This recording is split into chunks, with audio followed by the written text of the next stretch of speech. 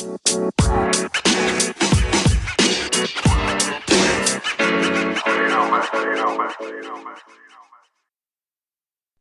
New Year! Welcome to BallCourt, the world of basketball. I am Coach Drew. It's been an exciting world of basketball, but stick around. The Lakers are still winning. Brody and the Beard is doing big things, and there may be a change in Philly. Right here on BallCourt.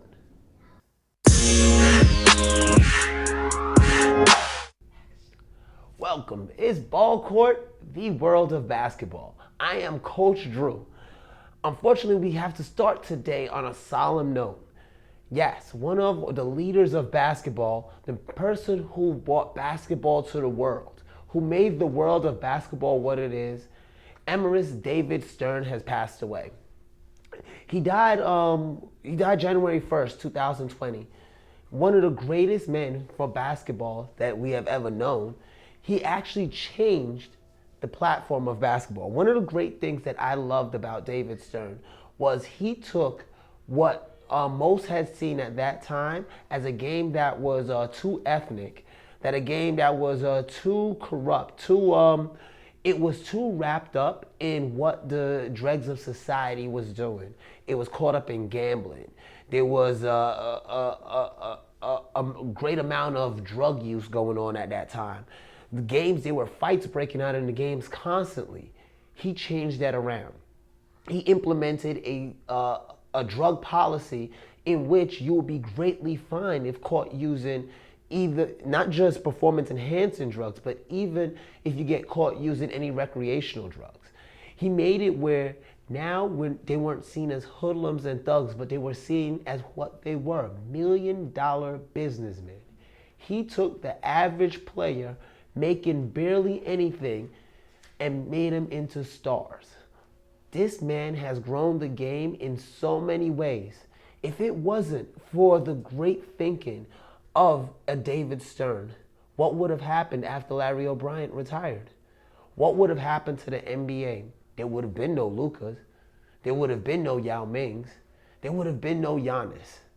He brought basketball to the world, and the world paid him back tenfold by bringing the greatness to it. He's all going to be missed, and we have a lot of great memories that we have about David Stern.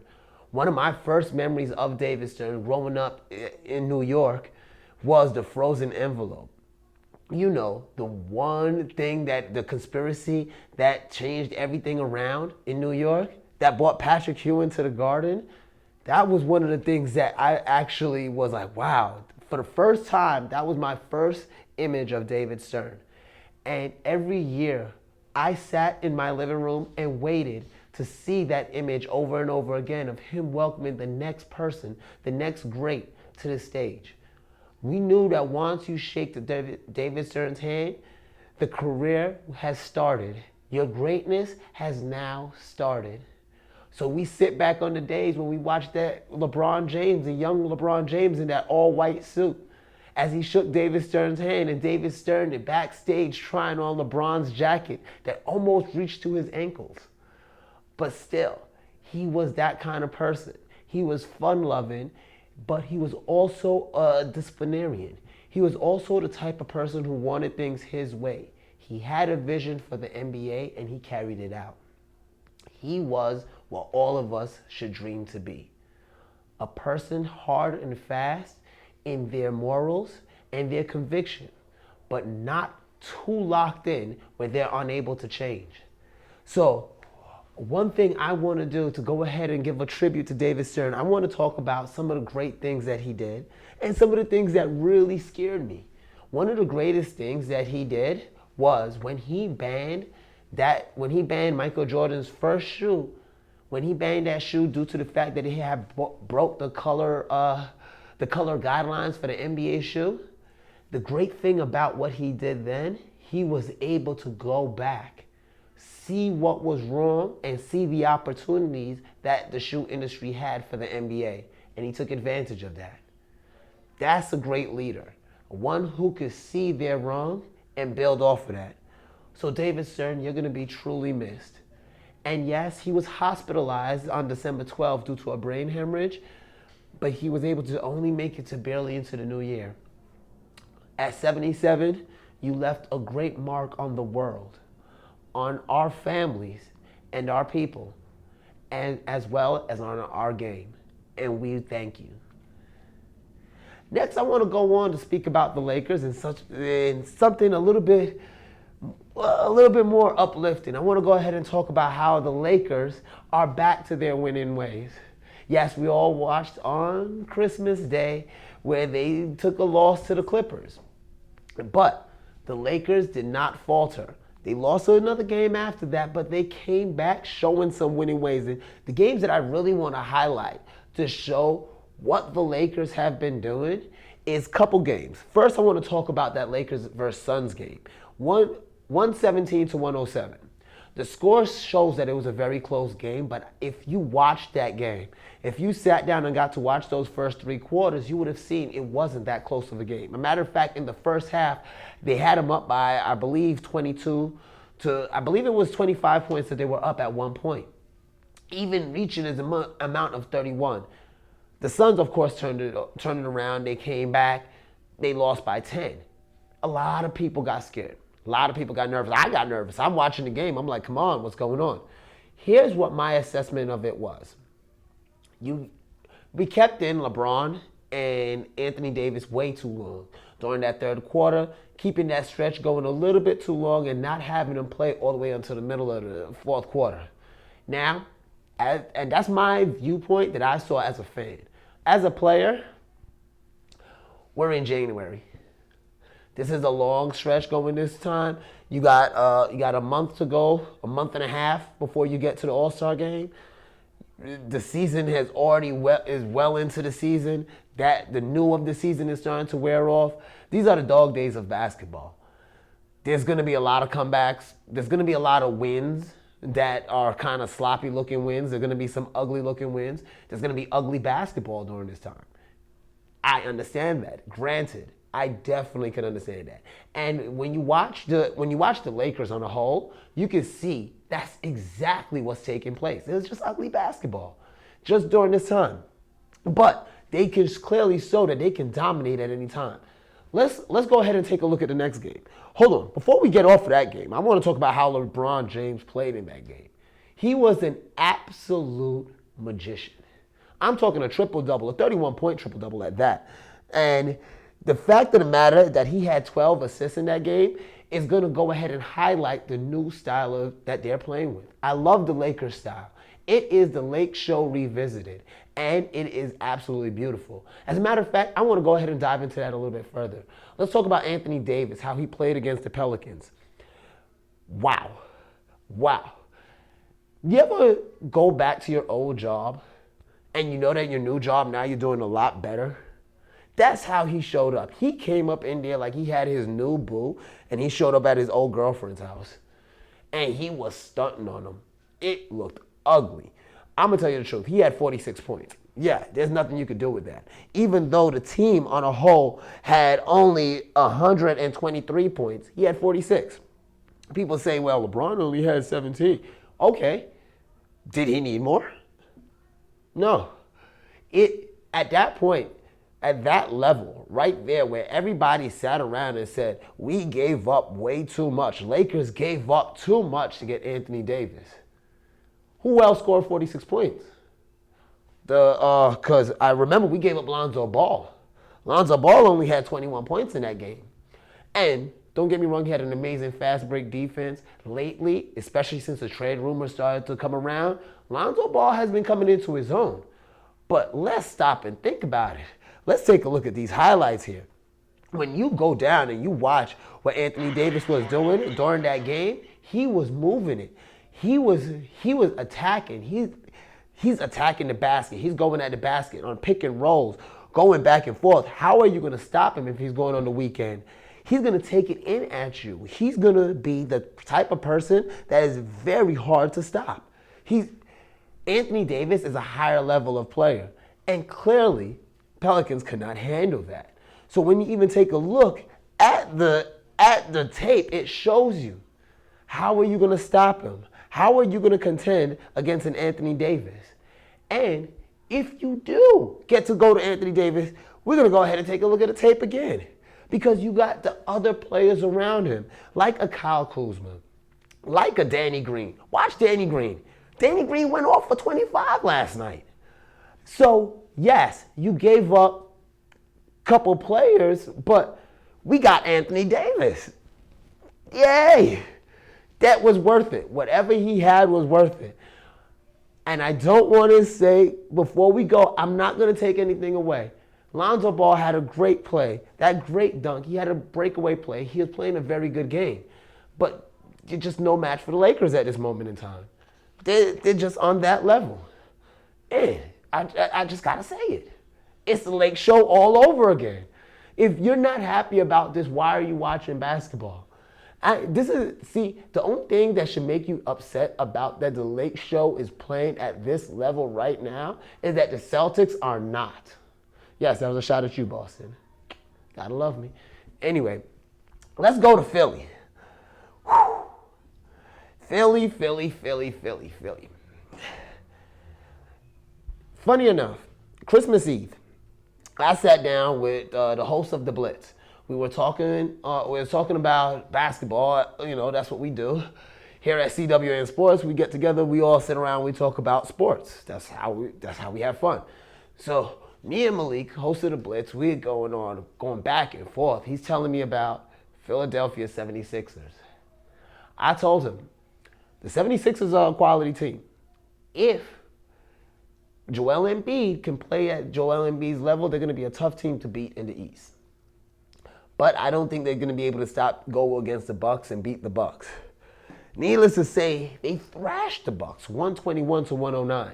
Now, if you have been watching basketball, which I hope you have, Milwaukee Bucks right now are the number one team in the East. And they completely stomped them 121-109 on Christmas Day.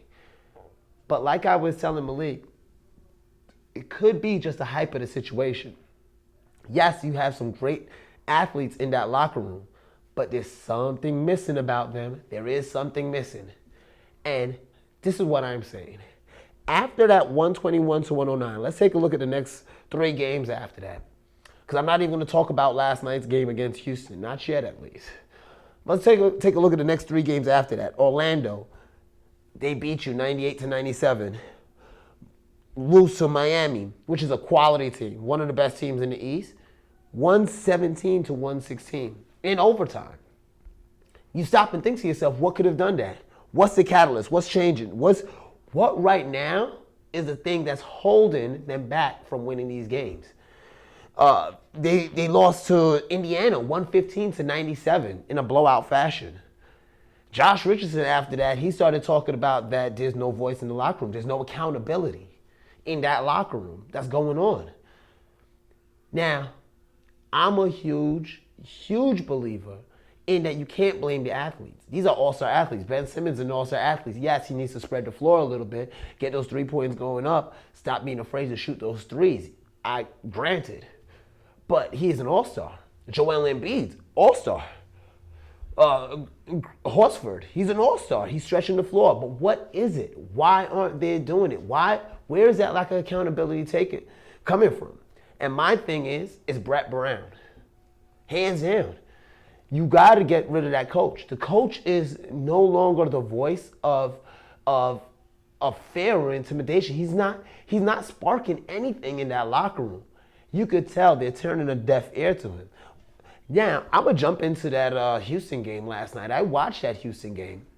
And clearly you could see by the second quarter, they didn't want to play anymore. They looked just like the teenage kids that I saw over at the 24-Hour Fitness after they ran their 5th game and they were literally walking up and down the court. That's exactly how they looked. What's going on in Philly? You have to stop and think. There got to be a change. There have to be a different voice. Because when we look back at that Miami game, in that overtime, what is pushing Miami over the top? What's giving Miami that little extra that they need? And it's not like it's coming from one player. All these players are giving in. All these players are buying in. There's a voice in the locker room that's speaking of accountability and holding people accountable. There's a voice telling you, say, hey, these veterans should be doing this. Bam, you need to be doing this. Hero, you should be doing this. And that voice is Jimmy Butler. Once Jimmy Butler left that Philadelphia locker room, there is nobody speaking accountability in that locker room anymore. Nobody's holding anybody accountable. There's nobody challenging everybody. Every team needs that one person that's going to push them over the top. You need a Kobe to come in there and make you feel like you're small. Either you're going to be a part of this team, you're going to be a part of this legacy, or you can leave. Dwight Howard, he left, but he came back, and guess what? He filled the same role that Kobe wanted from him. And now look at him. Brett Brown, I'm telling you, your days are numbered over there, especially if they keep on playing like this. If you do not pick up another win in the next 2 weeks, I'm not talking just any win, because you only got one win against any team over 500. I'm talking about a quality win. If you're not picking that up in the next 2 weeks, you will not see the All-Star game, Brett Brown. I promise you that. Next, we're going to go on to Luca. Luca. Yes, Luca legend. And the Dallas Mavericks have been actually just phenomenal. Luca dropped 16 points in the fourth quarter against the Nets, going 123 to 111. He had 42 points overall. Now, it's hard to sit here and say that Luca is not not worth all the hype, because he clearly shows you every single day he is. We sit around and we think to ourselves, how could there be any more hype behind Luca Doncic?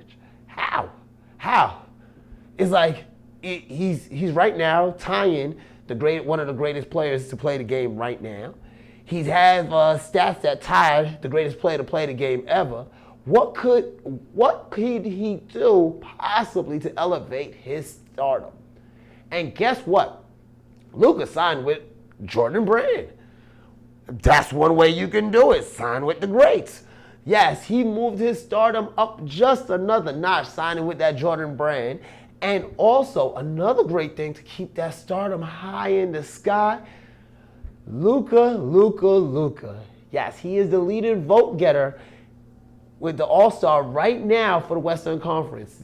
I understand, yes, I know this is the first time we're getting the results back from the first fan votes, but right now he is the leading vote getter by a lot. He's over Giannis and over LeBron. Just to say. So it might be Team Luca this year in Chicago. You might see Team Luca. I'm hoping for Team LeBron, but I know how it works out. The fans do vote.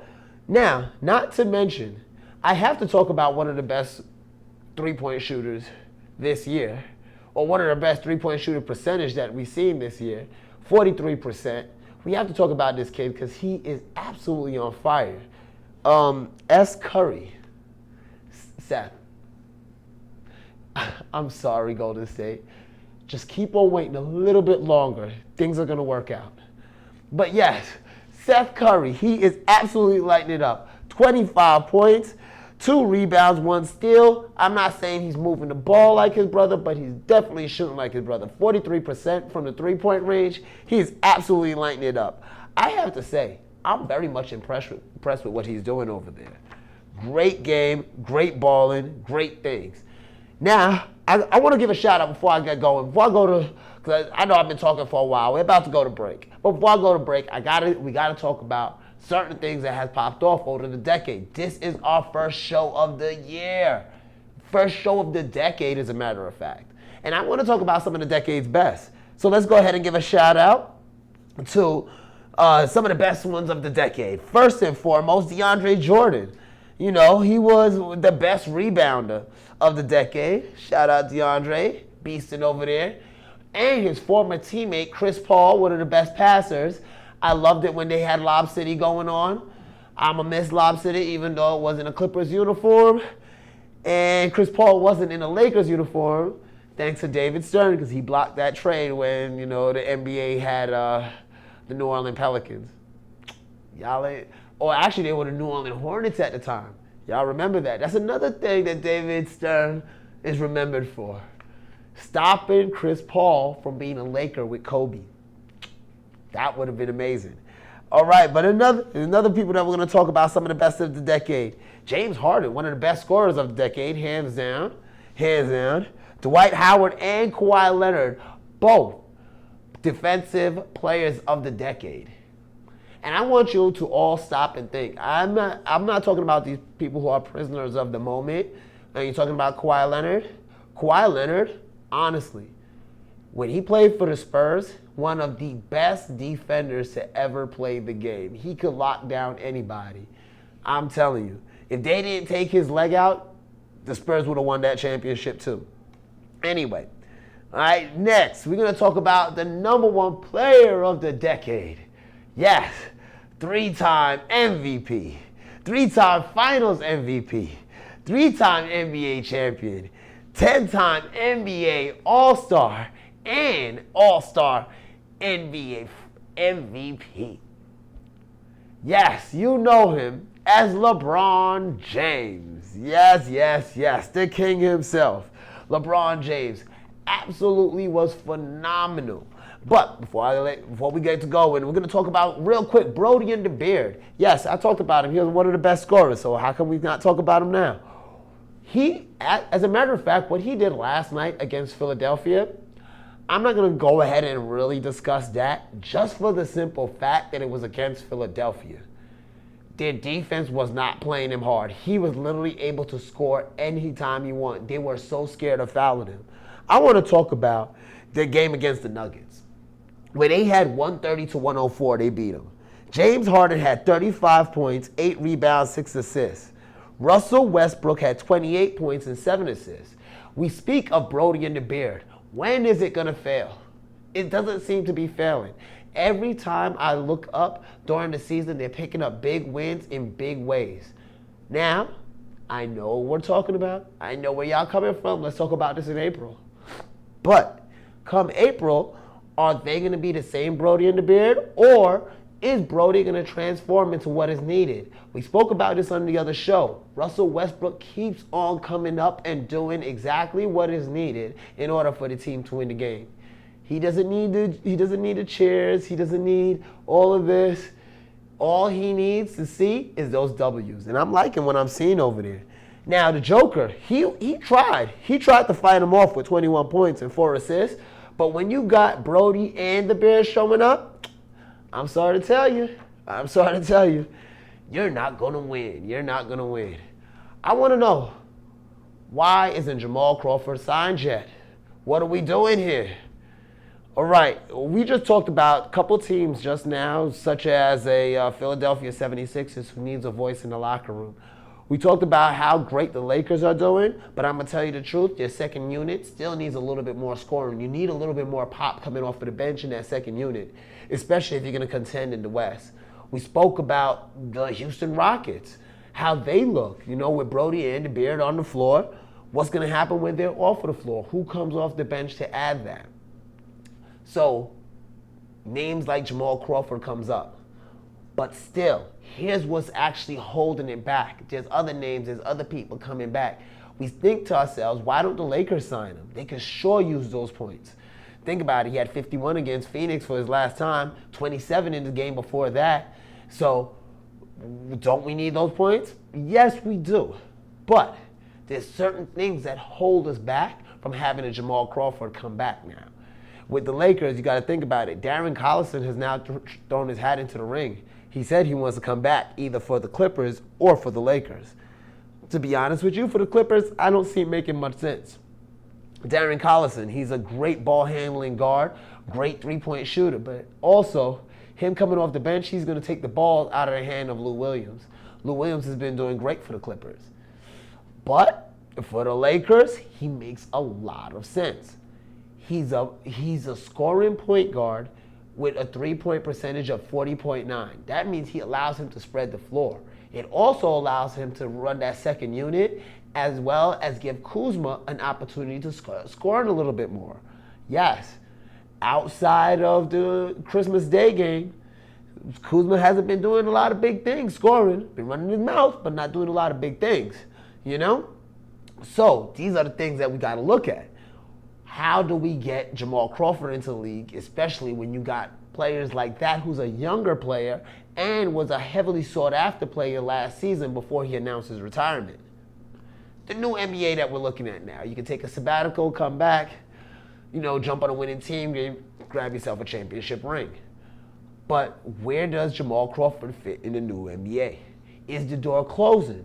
Is his window of opportunity shutting the closer and closer we get to All-Star Weekend? Or is his window of opportunity opening up? Because now after All-Star Weekend, we got to take a look. Who are the injuries that has happened? Who's a contender? Who's going to show up in contention? And if you do, let's take a look at this. Let's say luck has it where the Lakers are able to pick up Darren Collison. They're going to get to pick him up at the veteran minimum since he is a free agent. Also, with the break that they got due to Boogie's injury, now they got a little bit extra money to spend. Why not go for Jamal Crawford as on the league minimum as well? Get 2 guards instead of just 1. This is just a thought, but it's not my money, so I can't spend it. But right now, I'm going to call Genie Bus right now myself to see what I can do. I want everybody to hang around with me. This is BallCourt. I am Coach Drew. This is the world of basketball, and I am the guy talking about basketball. I'll see y'all in a minute. Hang around with me right here on BallCourt.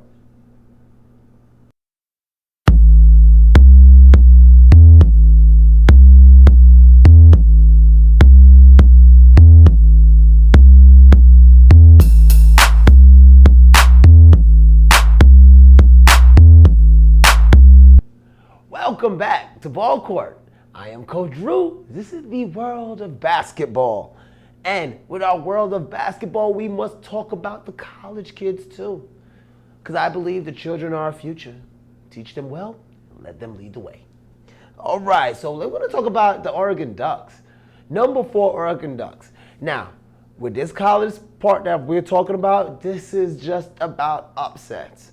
Yes, we're talking about the underdog rising up and beating the giant. David versus Goliath. These are the games that we're talking about here today. And that's Oregon 4. Number 4 Oregon, I must say they were absolutely defeated by this team. How should I put it? Colorado came out to play. Colorado, they showed up. They said, hey, we're going to do this. We're going at this all the way, McKinley Wright the 4th. Matter of fact, amazing game. 21 points, 8 assists, and 5 rebounds. But that wasn't it. Tyler Bay was moving the ball around. I'm talking he was doing some big things. He had 15 points, 14 rebounds, a double-double. And that was what helped lead them to that 9-point win over number 4 Oregon. Now, I know what you're thinking.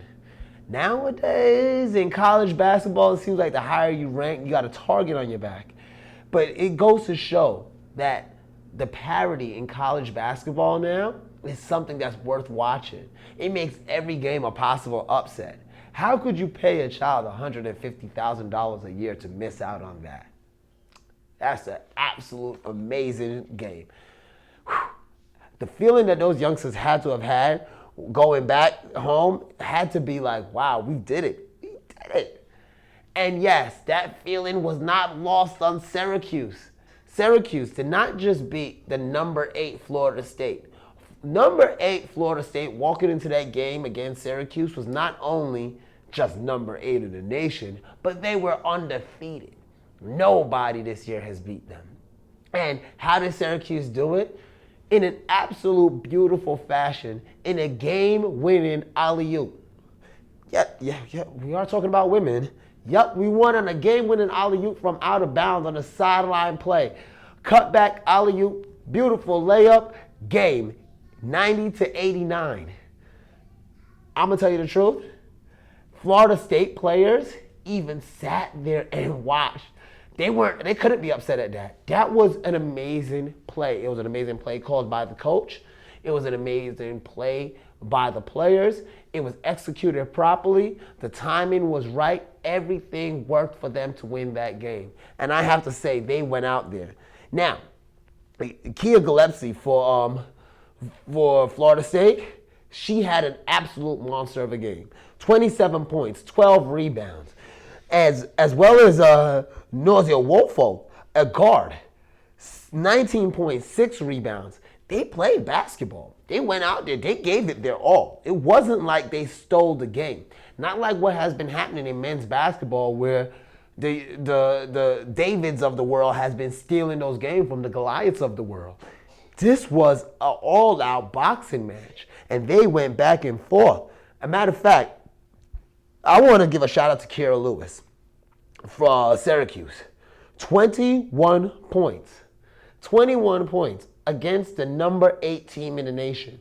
She's clearly showing her worth. And Gabrielle Cooper, oh my God, 14 points. These girls combined by themselves for 35 out of the 90 points of the team. Almost half of those points came from them. And then combined for 10 rebounds. This is what I'm talking about. The nucleus of college basketball, the parity of college basketball. You see it taking place on the men's side. You see it taking place on the women's side. This is something that must be championed. It's got to keep it going. After this, what comes next? Because I know with the men, especially those guys who took down the number 4 Oregon, I know what's happening next. You're going to see them in the draft. You're going to see them in the G League. You might see them overseas. But you're going to see them moving on. But with the women, what happens? If only a few of them make it to the WNBA and not even getting paid well, the rest that goes overseas, they get lost. We forget about them. I don't want to be sitting around missing out and watching a Kiera Lewis drop 21 points. Maybe I'm greedy. I want to see this forever.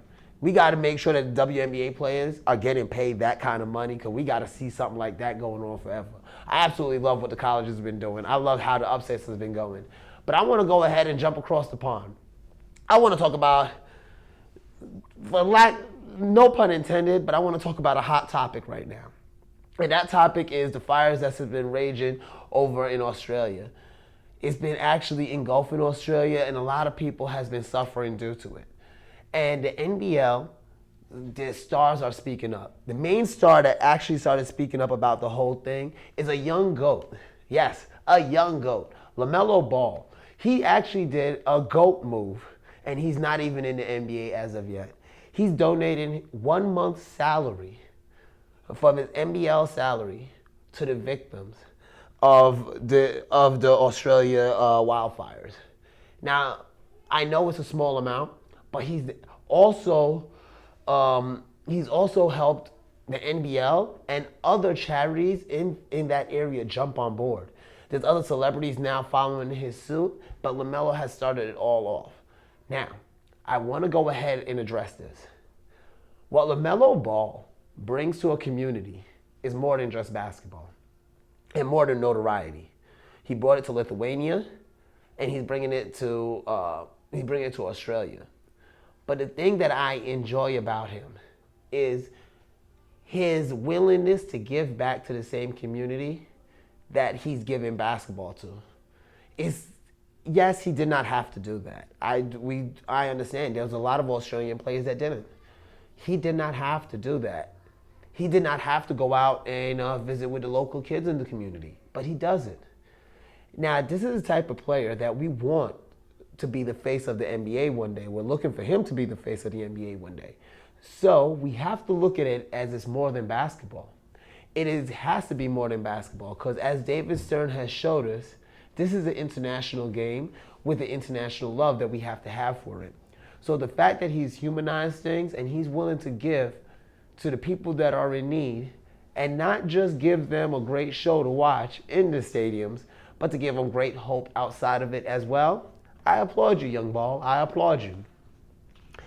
And hopefully we're going to be seeing you doing that over here in the United States shortly. But right now, I got to talk about one main team for the NBL. This is the team that's been on the rise right now. Yes, the Snakes are starting to climb up that ladder. Everybody get nervous. Those Canes tape-ins are actually moving up slowly. Over the last 2 games, first against Phoenix, they came out, dropped 92-84 over the Southeast Melbourne Phoenix. And Scott Mercado had 29 points, 8 assists, and he made 5 3-pointers. He was absolutely on fire to help the Snakes move up. Now, here's what really got him, though. When they played against the Bullets, the Tapin dropped 91 against the Bullets, and the Bullets only had 89. They beat them out. It was a close game, tight game at that. But that tight game helped them move into third place right now for the NBL 20. So, with that being said, yes, they're kind of generating that lead. Kings, they're coming for you. They're coming up there. They're raising up. They're moving up. And let's be honest here, Melbourne United is still at the top. There's nothing that could be done. But the Tapins, I'm glad that they're moving up, and it's going to look very well come playoff time. Now, I was asked, since we're speaking about the NBL, I was asked if right now the seeding with LaMelo's team, with them sitting low, the Illawarra Rockets sitting low in the NBL, is that going to hurt his draft status coming into the league? Is he going to be one of those people who are highly paid and they're not producing the wins that are needed in order to go ahead and be looked at as an elite athlete? Now, here's my comment to that. That all depends on the people that's placed around LaMelo. With the way things are looking right now, you got Lamelo Ball going to first pick. 10 chances to 1 that may be New York. Knock on wood. I hope that's not the case for you. But if you are going to New York, you do have some great athletes and great talent around you. You have R.J. Barrett, who's looking great. As a matter of fact, Mitchell, who I think he went 11 for 11 in the game. You do have that talent around him, but it may not be the thing that's going to turn around New York, because a New York team cannot be turned around by a player. You have to get rid of Dolan first. You got to change things up there on a whole. So you couldn't say that if he gets to a team that's going to be a make or break situation. He's not the type of player that's a Pat Hewen level player where he's going to come to a team and you could build around that. But he is definitely an asset that's going to be brought to any team. So I do see that even though the Illawarra Hawks are sitting low right now in their conference and they're sitting low in the standings, I don't think that's going to hurt his draft status. I still think he's the best player coming out the draft. I still think he's the most pro-ready player coming out the draft. I'm not saying he's Michael Porter pro-ready, but he is definitely one of the most pro-ready players. So I want to go ahead and I feel confident about that. And since I feel so confident, I feel one thing that LaMelo is going to bring to the table is the fact that he's able to move the ball. Yes, move the ball. That's the way it works. And as a matter of fact, that brings us to our next segment, Analyze This. We're going to talk about moving the ball. LeBron James is one of the most prolific passers in the league. And guarantee he moves the ball so well, make sure everybody eats and everybody's touching the ball. I want to go ahead and talk about this in such a level. As a matter of fact, you know what we're going to do? We're going to go to the tape. So when we take a look at how LeBron does it, LeBron, he sets up. Let's go ahead and take a look here. He moves, hits you right in the corner. He sees the spacing before you see the spacing. He's called everything out. He watches the man cut, and he hits not the direct man cutting, but the backup man cutting to gain that little extra bit. He's able to see that. He comes up the floor, and what LeBron does when he comes up the floor, he's watching for the pick man. Look at this. Look right here. Look at what happens. Once your defender comes up and they've committed to LeBron and they've said, okay, we're going to go ahead and attack LeBron. Okay, this guy right here, this defender right here, he's up, he's looking at LeBron. His man cuts right behind him, giving LeBron the easy lob right over top. He sees this way before it happens. See, that's the great thing of one of the most phenomenal passers of all time. He has now given you the cheat code to the game. He utilizes the spacing for defense to beat you. Look at this. He sees the man cheating for the double. And what he does, he's able to hit the man in the corner right on the nose. I love what I just saw. I'm telling you, that was absolutely pretty. Let's go ahead and watch it again. He sees you cheating in the double space and hits the man wide open for the corner that's hidden in the corner where the defense is unable to see. But at a high level, he is able to watch this every single time. We stop and we think, how does he attack the ball? He attacks and he's passing ways that you're not seeing. He looks one way, passes another in midair. This is not something that's done by every passer. This is not something that's done by every point guard. I'm telling you, he's like Magic Johnson 2.0. He's like Chris Paul with size. He literally makes every player better. Watch this play. As he comes up and he could just find that window. The way he could find the window, it is defined, is absolutely amazing.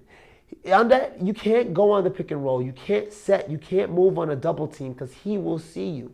That bounce pass was absolutely, absolutely gorgeous. Now, let's go ahead and take a look how he could attack the basket. Watch the man coming up on the backside and still hit them. He's elite.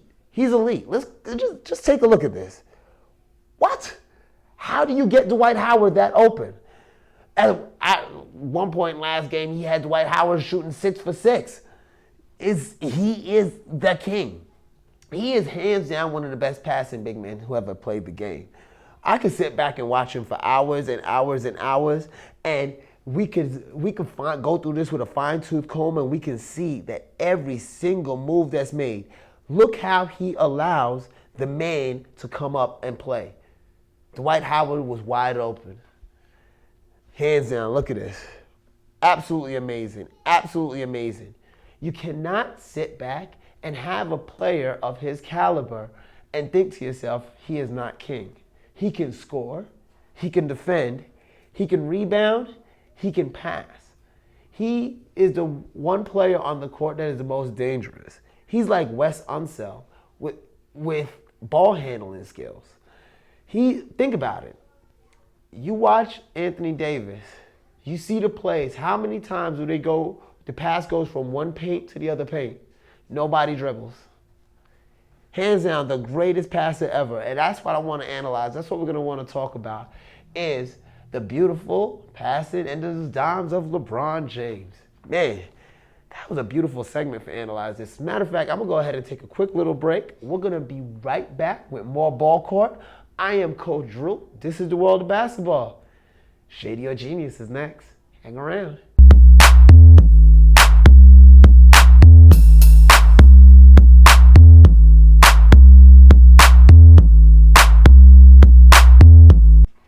Welcome back to BallCourt. I am Coach Drew. This is the world of basketball. And guess what? It is time for Shady or Genius. Yes, it is. And I got two things on here that's on the Shady or Genius tablet today. First, I want to talk about the Lake Show. Yes, there may be trouble in Laker paradise. Okay, here we go. We're going to go ahead and jump into it. Kyle Kuzma is his trainer, this guy named Clint Parks. Yes, Clint Parks, Kyle Kuzma's trainer, was just like all of us watching that game on Christmas Day with Kawhi versus LeBron. And I'm going to tell you, don't get me wrong, I was looking at it like, man, LeBron could have been playing a little tougher defense, but hey, he's LeBron. You know, if he takes a game off, if he has one bad game, it doesn't really hurt. You know, he's LeBron. But I guess other people were looking at it differently.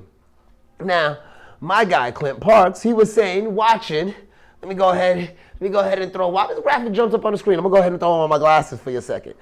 He said, watching highlights from yesterday, nobody wants to speak on how sharp his skill set is compared to LeBron's. It's clear who's really in the lab and who isn't. Turn the film on. Somebody was dodging smoke yesterday, and it wasn't Kawhi.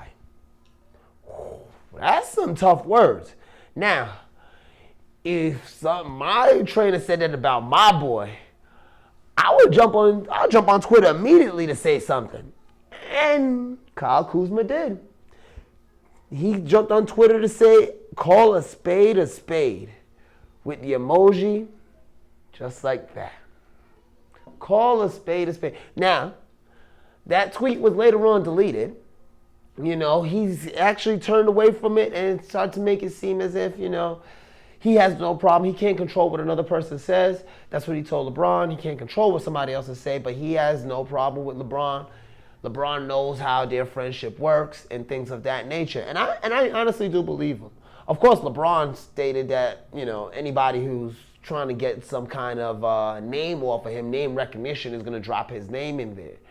So there may not be love lost. But that leads me to believe, knowing LeBron, anytime there's a boat rocking and that ship is set sail for championship and it starts rocking a little bit, you got to get rid of some dead weight. Here's why I consider this story shady. Now, we all know that when you tweet something, it's not like it accidentally is tweeted. You got to go through a lot of steps to actually go ahead and get it to be tweeted. You got to go there, you got to select it, type it in, then hit send, and let it go. So we know Kyle Kuzma actually went ahead and his first thought was call a spade a spade. Now, we know that how LeBron is, a very liberal person. He's going to take it on the chin and be like, yeah, ain't no hard feelings. It's all good. But it may not be all good because we jump on to the second topic of Shady or Genius. Yes, we're going to talk about how Kevin Love, one of LeBron's great friends, is no longer happy being in Cleveland. And as a matter of fact, he said that, I guess there's love lost. No pun intended. In Cleveland. Right now, he's not happy with the management. He's not happy with the way they're doing things. And he actually broke down and was emotional about how unhappy he is being there. With the trade deadline looming, and now with us being in trade season, it seems like just the right time for Kevin Love to become unhappy being in Cleveland. Cleveland's not really going anywhere. You have a dynamic player in Kyle Kuzma who scored a whopping 10 points last night against the Pelicans. A whopping 10 points. And as a matter of fact, the game after that tweet, he dropped goose egg. But, and now you have Kevin Love, one of the, pretty much the original, Wes Unseld. As a matter of fact, I think Wes Unseld's his godfather. And I'm talking, he could pass it right down, just like the best of them. Now, let's think about this. You got another big man able to grab rebounds and outlet it. Now, who you going to outlet to? Anthony Davis, now, and a LeBron James. That would work a lot better than the 4 points a game that we had put Kyle Kuzma on when we first was talking about, we got to have a Kyle Kuzma watch because he was only doing 4 points a game. And then he had a great outburst in a couple games, especially the Christmas game, and then 0 and 10. So this kind of shaky basketball, that leaves room for somebody like a Kevin Love. And Kevin Love, I heard, plays power forward, the same position as a Kyle Kuzma. So you add a Darren Collison in there with a Kevin Love, so you now have more bench scoring because now you have an ability to spread the floor, utilizing three-pointers everywhere you go. You have somebody who's going to give you rebounds and start the outlet. So you're going to have the same fashion of play on the bench that you have actually as your starting lineup. This could actually be something that hurts Kyle Kuzma greatly. If I was Kyle, I would tell his trainer, shh, I don't pay you to talk. I pay you to train. And that's been Shady or Genius. You need to train to keep his mouth shut. But, hey, I want to go ahead and jump into the next segment. Yes, the segment you've all been waiting for. I want everybody to sing it with me. Come on, let's kick it. Let's kick it. Come on, y'all. Let's kick it. All right. On that Let's Kick It segment, we're going to be talking about some hotness. I'm not going to give you all the hotness because guess what? The Let's Kick It episode 2 is going to be coming along soon. Yeah, there's going to be more hotness on there. And I'm going to have JT the sneaker guy with me for that one. But for right now, I'm going to give you some Let's Kick It. And the first thing we're going to start off with is, can you guess? Yes, the Nike LeBron 17s. But this one is going to be the Infra Red. Yes, the Infra Red is coming out on the 24th of January. I cannot wait. When you take a look at this stitching, that the 23 that you have so prominent on the tongue, stitched out, this is absolutely beautiful. I'm telling you, the hand skills on this one, the person who designed this one, they went above and beyond. And the thing that I love the most about this shoe is if you take a look closely on the tongue, yes, That's exactly what you see. The shoelace holder. They're bringing it back. And they're bringing it back for the LeBron 17 Infra Red. That's gonna be hot. That's a definite must-have. And it's coming out at $200. Not bad for a pair of LeBrons.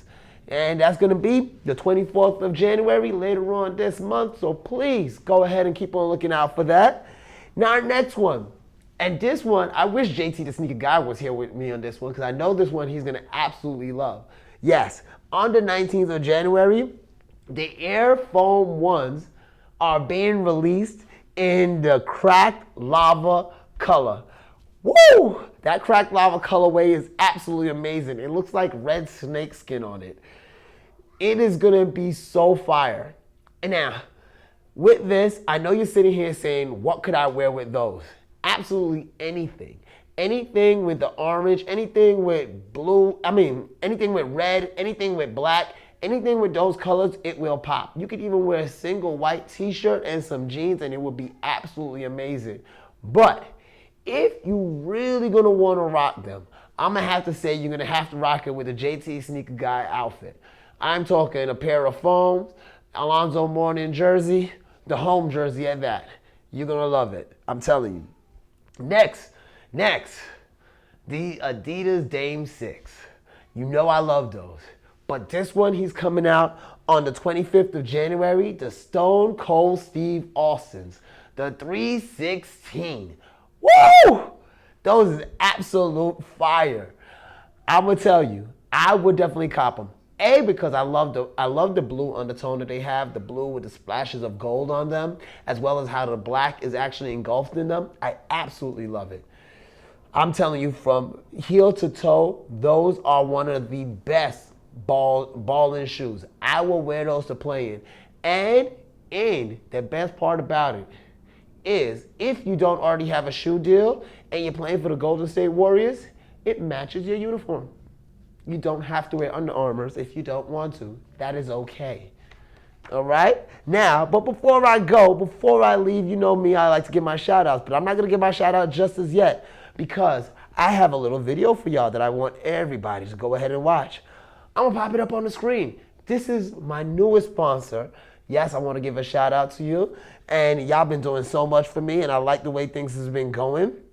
So we got to talk about them. The reason we're going to talk about them is because before I go ahead and get this video started, we got to talk about the fact that there's a lot of people out here that's trying to do some big things. Outside of just our folks that listen to the Let's Kick It that wants to resell shoes, or those people who are looking to start their own basketball training facilities and training gym, cash is going to be necessary. And that's why you're going to have to talk up with my boys at the Cash to Check-In. Check out this video. Tell me what you think. Cash to Checking is one of the nation's leading finance companies, providing up to $400,000 in unsecured funding for business or personal use. We have relationships with over 250 lenders nationwide. Through the use of our proprietary software, we are able to secure over 80% more funding for our clients. We help clients obtain funding for real estate investment, business startups, down payment assistance, working capital, medical, legal, education, funeral expenses, and more. We also provide 100% financing on fix and flips if you can qualify.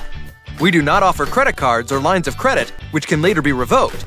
Our loans are funded solely in cash to our borrowers in 5 to 7 days. There are no prepayment penalties and no collateral requirement.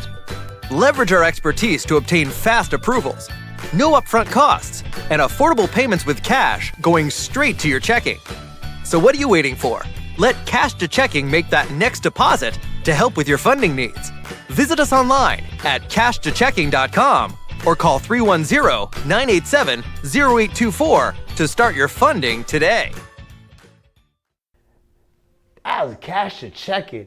Man, you got to go to them guys. 80% more financing. Come on, more people are getting approved.